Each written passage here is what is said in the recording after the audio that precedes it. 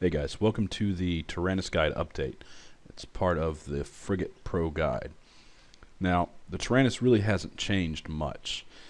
The only thing that's really changed for the Tyrannis is the fitting. And the fitting has changed only in the rigs. So this update's a very small update. Now, the very earliest Tyrannis videos you've seen me use were before the interdiction nullification changes to interceptors. Those changes have made the Tyrannis a much better ship. It's faster because of the warp speed changes. So that means that it gets to warp faster, covers the system a lot faster, and the fact that it can go gate to gate without having to worry about bubbles means that you can cover entire regions in very, very little time. The fact that you can do that and you can cover such a large amount of space so quickly means that you can, for one, get back into a dead end or something where there's some Care Bears ratting or doing anomalies mining. You can get in there faster than their intel can notice you in some cases if they're not paying really close attention, and you can be on top of them before they know what's happening. And then in those cases they'll usually say something like, oh, stupid intel or something, or ask you if you came through a wormhole or something like that. So it's good for catching targets off guard. Also, the nature of Eve is that it can be at times very hard to find a fight. So if it's hard to find a fight, logic says that the more systems you can cover, the more likely you are to find a fight, and the Tyrannis and other interceptors are very good for that. I still consider the Tyrannis to be the king of interceptors. It's 1v1 most likely, most of the time, going to win against all the other interceptors. That said, I do think that my claw fit is a good match for a Tyrannis, and against most unexperienced Tyrannis pilots it will beat them. A good claw pilot versus a good Tyrannis pilot, I'm not really sure. It all comes down to the pilots and the fits, really. It's a toss-up. So let's look at the fits and the changes. So as you know, I run dual prop. That's to escape and to allow you, more so even, to control range. The difference between this Tyrannis and a Scram Web Tyrannis, like I use with, you'll see with Kaloa, no, I don't want to do that, is Kaloa is a character that I created for PvP. And he's a relatively new character, and for a while he had low skills and couldn't fit the standard fit. So what I did is I put him in this fit for a while, and you'll see some videos with him flying this fit, and it actually does fairly well. It's not that different. I've got neutrons. I did not downgrade the guns. I basically consider any Tyrannis without neutrons to be fail, because the neutrons make such a big difference. So you want the neutrons, you want the dual prop. Dual prop is going to allow you to, on ships like that that have a web and a scram and a micro warp drive, you're faster than them. So he's going to be going 525, and you are going to be going with a web on you. Let's find out.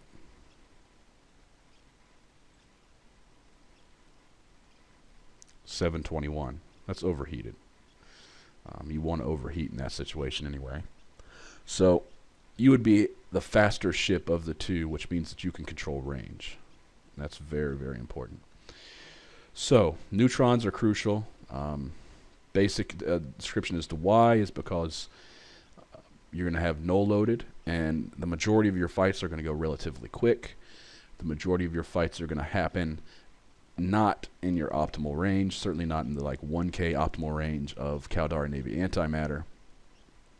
Even if you're approaching the entire time, the first half of your fight is going to be spent kind of overshooting back and forth across your target, which means that you're going to do more real DPS over the course of the fight with null than you would with Caldari Navy antimatter.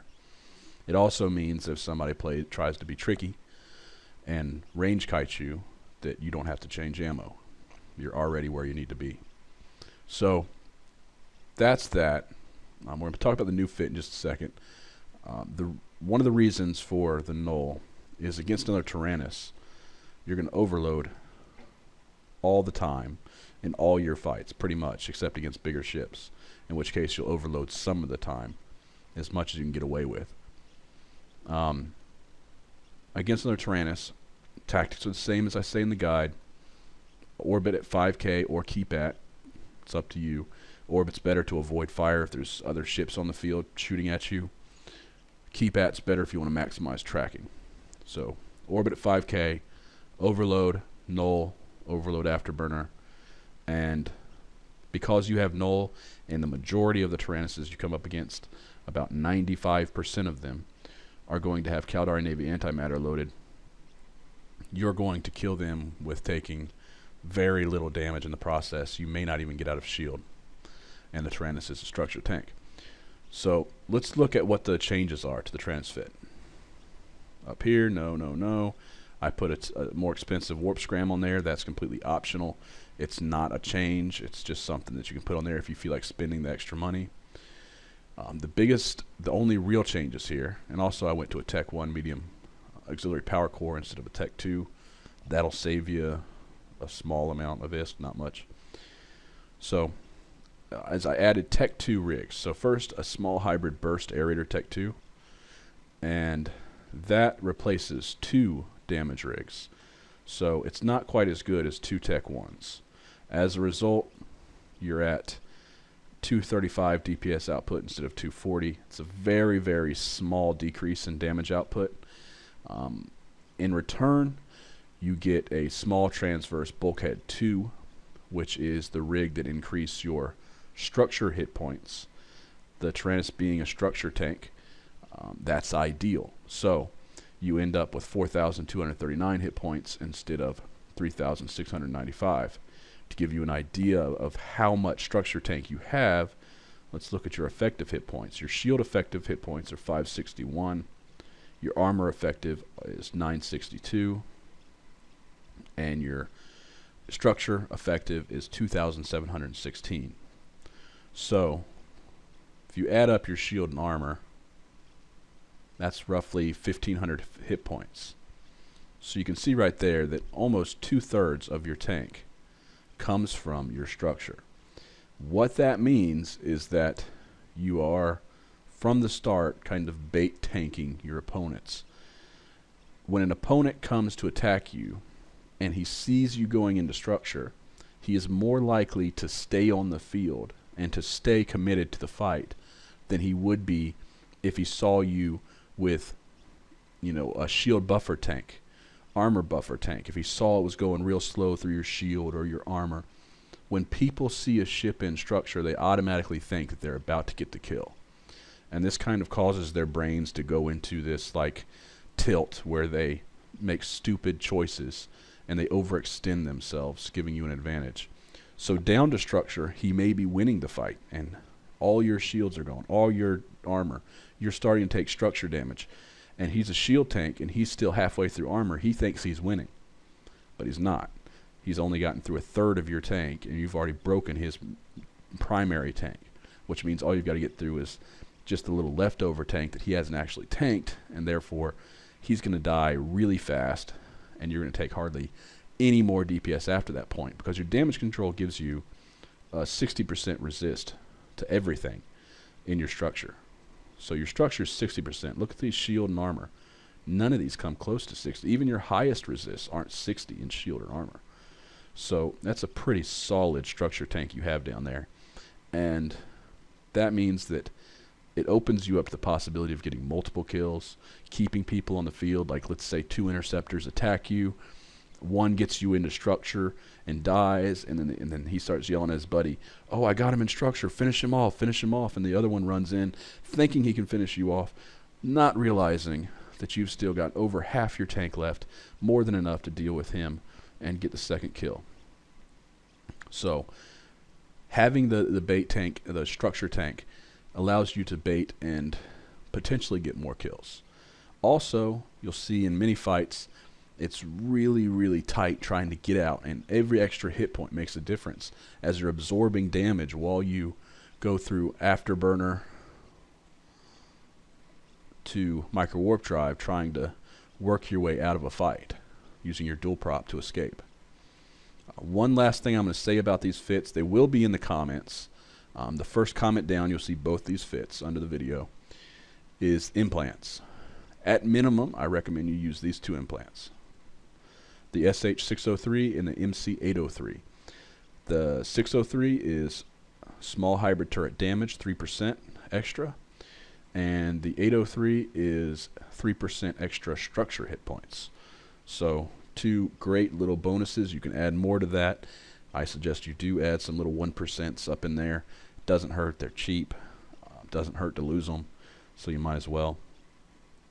One really good one most people don't think of is the HG 1001. I think that's what it's called. And yeah, that's 1% armor. So let's add that and see what we get. So it's right now it's 4239, 4248. An extra 9 hit points. So not huge, but it's something. I doubt it would ever mean the difference between in a fight. If it did, that was a pretty awesome fight. So now let's move on to the video. This first video here is with the Baden. You'll see videos from Baden and Kloa. Kloa is just a new character I created for PvP. I found a lot of times it's hard to get fights with the Baden. And the more well-known I get in the game, the harder it is for me to get good fights. Whereas with Kloa, since no one knows him, it's incredibly easy to get good fights. And people will actually come at me and try to fight me. Whereas with the Baden, oftentimes they either avoid me or blob the crap out of me. So in this fight, it's a Thorax. He's 100k off station. As I suggest to everybody, checking his age. I got time. I'm approaching. I wasn't kind of committed yet because I wasn't sure. But now I see that at the time his age was less than a year old. So I decided, let's charge in. Let's go to Void, high damage. Let's hope he doesn't put out drones, because Void's not ideal for the drones. I'd rather have antimatter. But I can just disengage if I need to. I see the Merlin on the station. He's not a problem, nor is the Incursus. Probably not the Naga. Merlin and Incursus could burn out here. They can't warp. They could burn, and I could probably kill them. It's not ideal, but they're far enough away where it would give me time. The Naga could be set up to track me. He's not. But if he was, potentially he could put some shots down at me at this range, but he'd probably miss. You can see with the Void, your DPS goes way up. You're doing like 300 DPS, 300 something. And yeah, I'm just tearing right through this Thorax. He did not have a very good fit, and he goes down really fast. So that's a pretty easy fight. Next up, we're with Kloa. Kloa is in that fit I showed you, the rep fit. I don't really recommend this fit. It's not a terrible fit. And if you're going to run a rep fit, then this is the fit I think you should run. Scram, Web, Nas, Tech 2 Armor Repair. You could do the AAR if you wanted to. Although I'm not sure if it would fit. I think it would. And then the Neutron Blasters. It's huge. So for this one, I see the Crow was attacking that Magnate, and they were right next to some cans. So I warped the cans. I should have warped at 0. I warped at range. Crow kills the Magnate. I charge the Crow. Overload my micro warp drive because I see that he's getting away. I don't want him to get away from me. So overload the micro warp drive. I should have overloaded the web, or primed it to be overloaded. Slowly closing on him. He's putting a couple shots into me. Overheated web. Overheated point. Now I need to go back and stop all that overheat as fast as possible, because overheating 3 mid modules is pretty dangerous. You could burn out all 3 real fast. So stop the overheats on the mid slots. Get the Nas on. You want to run that armor repair before you get into armor. I should have hit it a few seconds earlier, because your armor repair cycle, you get the actual rep at the end of the cycle, not at the beginning of the cycle. And I'm doing pretty good repping, doing good DPS. He's a shield tank. Trying to keep an eye on the other ships on field, making sure they're not coming to us. If they're not in a fleet with him, they can't warp to him. So I just got to wait and see if they warp to his wreck, really. So I think I just panicked there, and I warped out. I should have stayed on field and tried to get his pod. I should have pulled my drones in. I'm not sure if those other 2 ships are warping to the wreck or not, but for some reason I just got out of there fast. So easy little kill. That was at the time this character had like almost no skill points. All he had was enough to use Tech 2 guns, Tech 2 armor repair, Taranis at probably level 4 interceptors, but still only a few month old character, maybe 2 or 3 months old. It's not very, doesn't take very long to skill up to a good PvP character if you focus. You got to pick one thing and you got to really focus. And if you do that, then you can get a really awesome Tyrannis in no time at all. So this fight is very similar. Same system, I think. Checking the age. Tyrannis is my target. Okay, so he's pretty old, 2008. He's as old as me almost. I'm 2007, but technically I did the trial in 2007 and then kind of didn't play again for 6 months until 2008.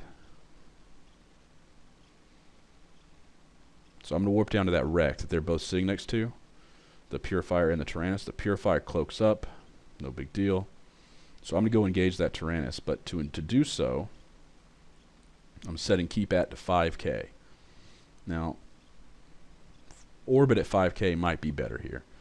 I probably would prefer it, but since there's nothing else on field shooting at me, it's a valid choice.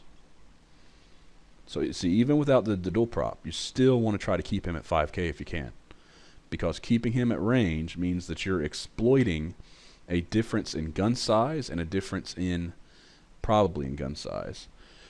Most Tyrannises don't put neutrons, therefore they don't have as much range as you. But more importantly, you're exploiting a difference in ammo.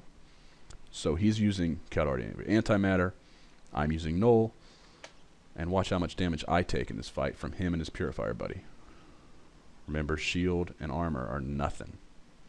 My structure is more than half of my tank. I've already got him through shield, going solidly through armor. The first bit of damage I took was when we were kind of setting our ranges. You see, now I'm taking so little damage that I don't even have to run my armor repair nonstop. It's just nothing. That's how effective that little kite is. 5k. It just kicks so much butt when you go in the fight other Tyrannises. It's your bread and butter. It's guaranteed kills every time, Tyrannis versus Tyrannis.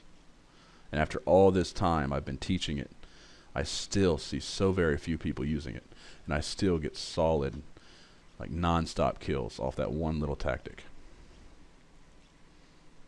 So here is a multi-length fight. This is a long fight that kind of evolved over time. And what was happening is there was a bunch of test stealth bombers hitting a, I don't know, what is that, a TCU or something? So hitting sob structures, grinding. I mean, to me, this is just a bunch of stealth bombers. They do have a Caracal, they do have a Thrasher.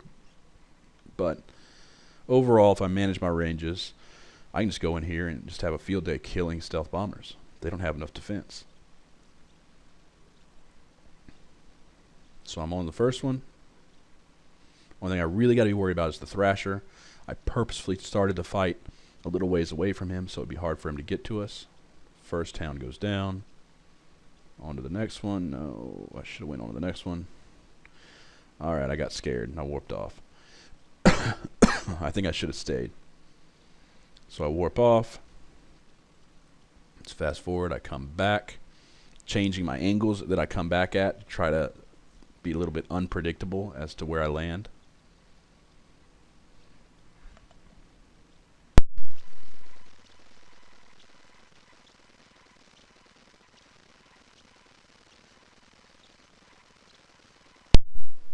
Let's fast forward again. Okay, so now I'm back, and there's a mana core. The MOA's 48, that's the closest combat ship. It's not a stealth bomber. Stealth bombers, their torpedoes don't do any damage to you. Especially with your micro warp drive off, they're just doing nothing. Completely negligible. So the MOA's a little bit of a threat. Thrasher's a little bit of a threat. Thrasher's too far to be a threat. And down goes the mana core, so that's 2 stealth bombers. Now they're starting to get a little worried. Get this guy's... Did I get his pod? No, I didn't. Alright, so I start taking some good fire there. Moa's starting to close. I, for some reason, get really ballsy on this one and say, hey, I'm just going to kill a Moa while the Thrasher's closing. And I start to see, well, maybe that's not the best of ideas. Burn to the sun, burn to the sun. Overheat the rep. Burn to the sun. I've lost my drones at some point. And I warp out in deep structure.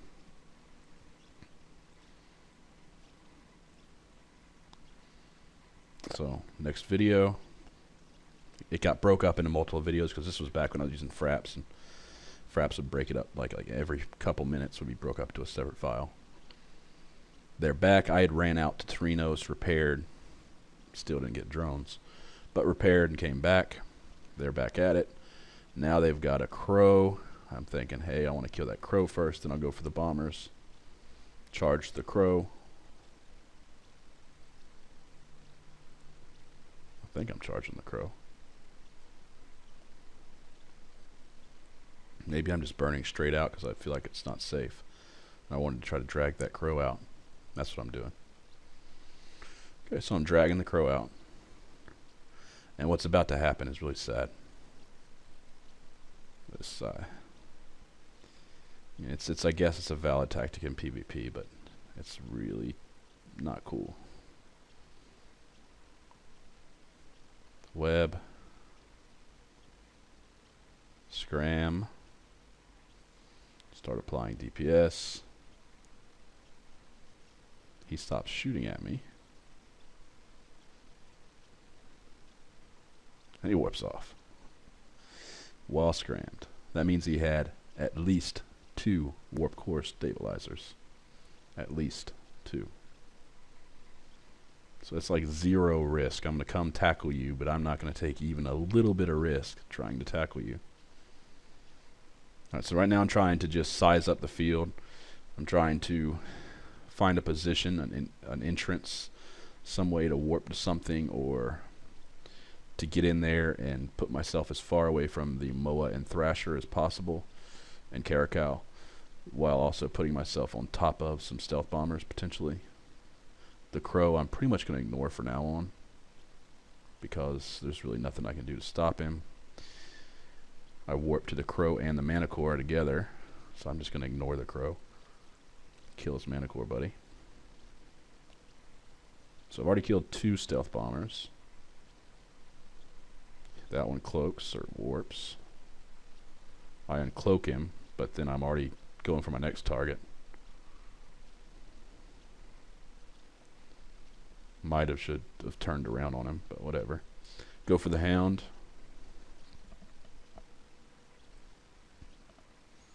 Repping okay here, but I just took a really hard hit. I think it's all the target painters on me. They're causing me to take a lot more DPS now. And he goes down. I try to warp away. I don't even think I was pointed. It's like a half second there. Hold on. Let's bring that back up. Where is that? Find it through here. Was I even pointed? Yeah, I was pointed by the crow.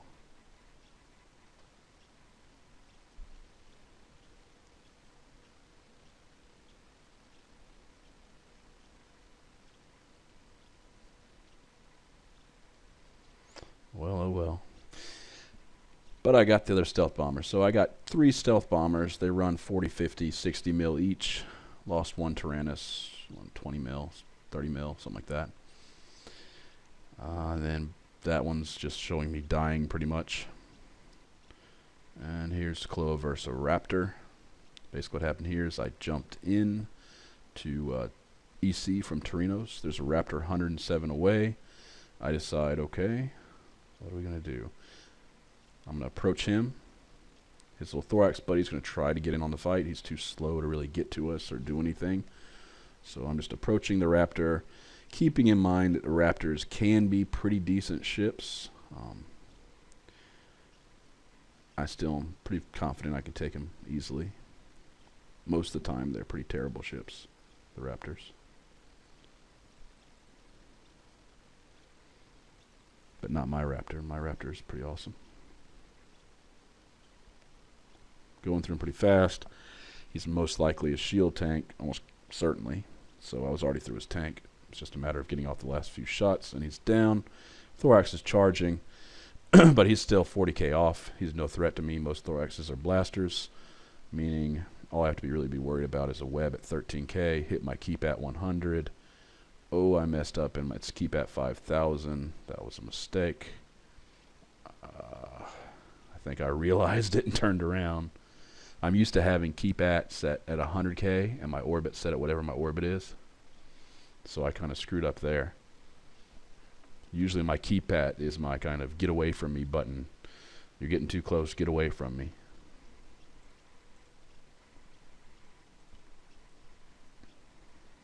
Alright, I believe this one's a bad one. There's Lumpy Mayo from Brave. I think he's one of their FCs or something. So he's in a crow, wants to fight. We're in YW. They were trying to live in YW at the time. They could not handle us and had to withdraw. This was during their invasion to try to kill Usurper. I'm getting some lag here. I don't know if it's the video or the original video or the playback. Seems to be doing okay now. It's a pretty basic fight. You know, I'm just charging, either approaching orbit at 500. At this point, I should be approaching non-stop. I should have my afterburner on because he's able to. He keeps pulling out of range a little bit. I mean, there's 2 points there. You can leave the afterburner off, and that allows you to choose which one to use when you try to escape, and you don't have to wait for a cycle to end. That afterburner cycle can take a long time. Or you can use the afterburner to try to better maintain your range and stay right on top of him, and therefore get the kill a little bit faster. You see on scan there's a bunch of crows, so as usual with Brave, they were baiting, trying to get a gank. But I killed their crow and I warped off, so good fight, good fun. Next video.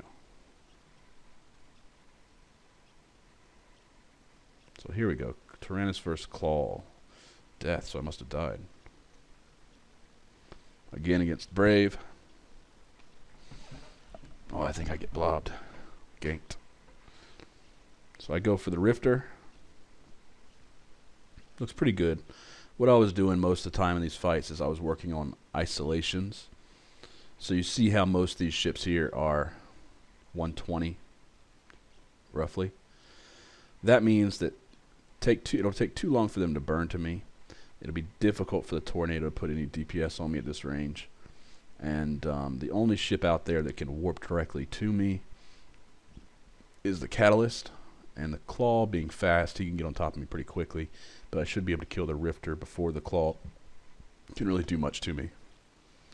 And then that's a good fight. Take the Rifter and take the Claw. That would be ideal. Rifter's tanking a little better than I'd hoped. You see I have Caldari Navy Antimatter in. I must have thought I would be right on top of him, wouldn't have any issues. It's okay. It's in a lot of fights it'll do okay. If you can maintain that range and keep it at 1k or lower, then it's going to be really nice. Like right now I'm right at 1k, lower than 1k. That means I'm just eating him, shredding through him, doing good. I'm in structure, but you see now the fight's changed. They've managed to get on top of me. I think what they did is they warped to attack of the station, and then they warped back to me. So I'm ripping through the Claw. I kill the Claw. Now it's get away, get away, get away. And it's too late. Thrasher's right there, hitting me pretty hard. Probably using artillery. So. And it was just too much damage. So had they not came in, had the Thrasher not got on top of me, I would have killed Rifter and the Claw and got away.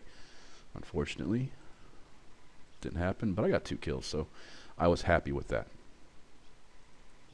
Here we go with another Rannis versus Rannis, and it's just the same thing. I want to illustrate how solid that tactic is.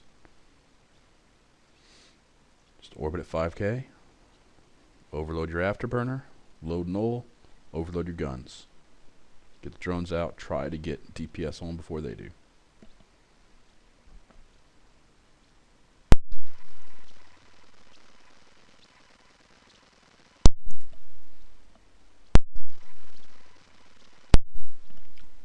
Well, it should happen soon, eventually. Speed up a little. I believe I jumped through and I was waiting for this guy to jump through too. Actually, I do remember this fight. We were both on the other side of the gate. I believe it was in Orville, in Hysek. And I saw him there on the gate, and I said, you know what, I'm going to jump through and see if this guy wants to fight me. I jumped through, and he jumped through with me. You see what I'm doing here. The only times I've lost Tyrannis versus Tyrannis fights, and it's happened 2 times now. Forget the guys' names. Both of them were very good PvPers. And both times they had rail Tyrannises. So every time I get in a fight with a Tyrannis, I check the guns before I fight, if at all possible. And I can see here that he's blasters. It's kind of hard to see at that angle, but I did see that he was blasters, so that means I'm all good for the keep at range 5K or the orbit 5K. Orbit's better. If he was railguns, I would want to go approach. High DPS, get right on top of him. So if he's rails, you want to win the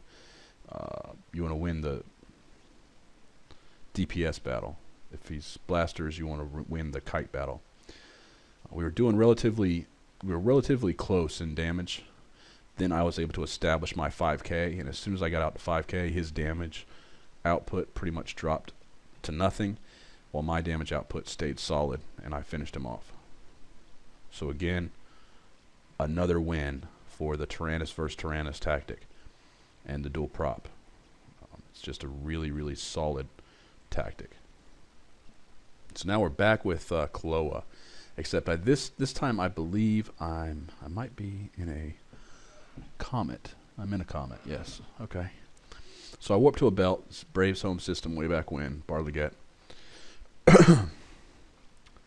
And for I don't know why, I stopped shooting the Tau War too early, and the rats actually finished the Tau War while I jumped onto the stiletto. I obviously knew the stiletto was the better target. The Tau War might be worth 5 mil or 3 mil or something, just worthless. Stiletto, I know I'm going to get a decent kill out of. So it's pretty solid, just a basic fight there. And this was back. I flew the Comet before I could fly the Taranis because I didn't have the interceptor skill. So what you're seeing right there is you're seeing a character that can't even fly a Tech 2 frigate. And I just dropped a Tau War and a Stiletto.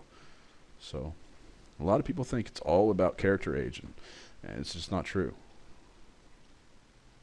It helps. I'm not going to lie to you. Having an old character with level 5 everything, it certainly helps. But you can have level 5 almost everything with a Tyrannis on a character in a matter of months. Like maybe 3-4 months, and you can be pretty much maxed out Tyrannis. So this one, we are in PF Syndicate, and this is a pretty basic fight here. There's a Rifter and a Crow. I would like to kill both of them. I'm on a Baden. I try to force a fight by warping up to a tactical I had near the Rifter, and he's not moving really. He's kind of moving. Looks like he's approaching me slightly. I'm not sure. Okay, so I'm just going to charge in on him. I'm not worried about the Crow. If the Crow comes in to fight, I can kill the Crow. I can probably kill both of them.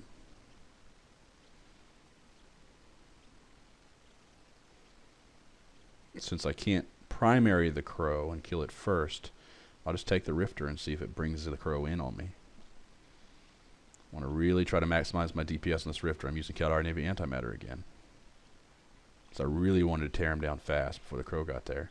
Now the Crow's in, but I'm on Afterburner. I got to turn that Afterburner off because he's going to kite me. I'm about to go into structure, so I want to get this fight going as fast as possible. Overload that micro warp drive.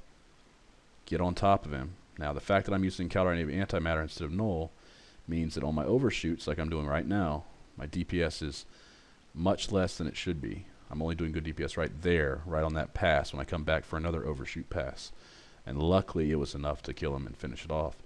Had he had a better tank, then that could have been bad for me, the fact that I was overshooting so much and I didn't have null loaded.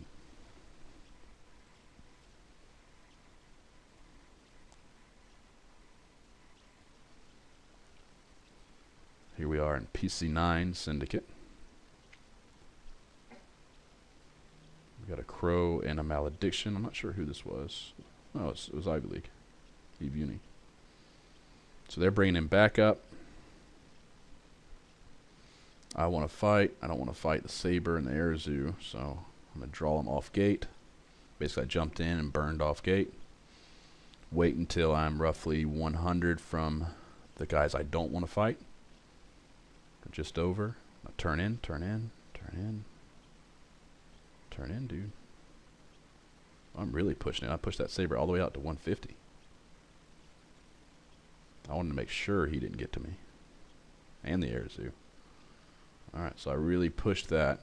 So now that means I'm fighting Malediction, Manicore, and Crow. And I decide to go for the Manicore first, which in retrospect is an odd choice. It's the most expensive of the three, but you see there's a Rapier now landing. If I was trying to reduce incoming DPS, then I would have been better off going for the Malediction or the Crow first. I think I decided to go for the expensive kill, maybe? So he's down. Manicore's down. Go on the Malediction. Trying to keep Transversal up now because I know I've got the Rapier and the Airzu and everything else shooting at me. Reduce damage as much as possible. See if I can get the Malediction before I die. Come on, come on, come on. Oh, he's dead. And I'm dead. So at that point I knew it was a suicide. And I figured, what the heck, I'm going to get me 2 Tech 2 frigates for the cost of my 1. We already watched that. And so as a result, I did, I think, 2-to-1 damage. So I killed twice as much ISK as I lost. And here's the last video. This is again in PC9, again Eve Uni, if I remember correctly. Probably the same night, I think. And I jumped in, gates bubbled, 3 interceptors here. I'd like to see that. That's awesome. So all I got to do is use their speeds to separate them a little bit, even take all 3 at once. Who cares? You know, live dangerously. And we're off. So we'll start burning, see what they do. So much of PvP is just kind of poking them and seeing what happens. You see a couple stealth bombers on cloak. Okay, that's fine. 1 of 2 things I can do here. I can either burn until I'm outside the range of the stealth bombers so that they're of no consequence, even their target painters, which they're pretty much of no consequence now. Or I can burn beyond 150, bringing the interceptors with me, but not quite with me if I'm outrunning them enough, and then warp back, throwing them all off, confusing them, and warping back, and then landing right next to the stealth bombers and killing them, and hopefully killing 1 or 2 of those before the interceptors land back on top of me, and I turn on the interceptors. But instead I decide just to focus on the interceptors in case there's an Airzu or Rapier or something, like last time. Burn off 100k, 120. Usually I go about 120, 130 before I turn back in, because your turn back in is going to bring you roughly 20 more back towards your original location, the gate. Go on the Stiletto. Crows are going to try to kite. One of them doesn't really seem to want to mess around, so he's staying at 50k. Rapier again uncloaks right on top of me. And that's really irritating. Kill the Stiletto. Try to run. Wait, I'm not pointed. I'm not pointed. Warp, warp, warp. Why am I not trying to warp? Ah, I didn't see it. I didn't see it at the time. So you got to really watch that. I did not see it. So now I'm double webbed by a Rapier, which means even with my micro warp drive running, you can see his velocity 1600, my velocity 1000. So I can only assume, since I've got him scrammed, maybe now he's scrammed. Anyways, he's keeping up with me. I'm going down. Everybody else is on top of me now. It must have been the same night. It's the same exact guy as Erzu, Rapier. So, got a kill, went back, got a kill. I enjoyed it. Taranis is pretty cheap. You don't have to worry about type of thing. Even if I was podded, pod's super cheap. So, it's a good, fun ship. Hope you enjoy it. The fits will be in the comments.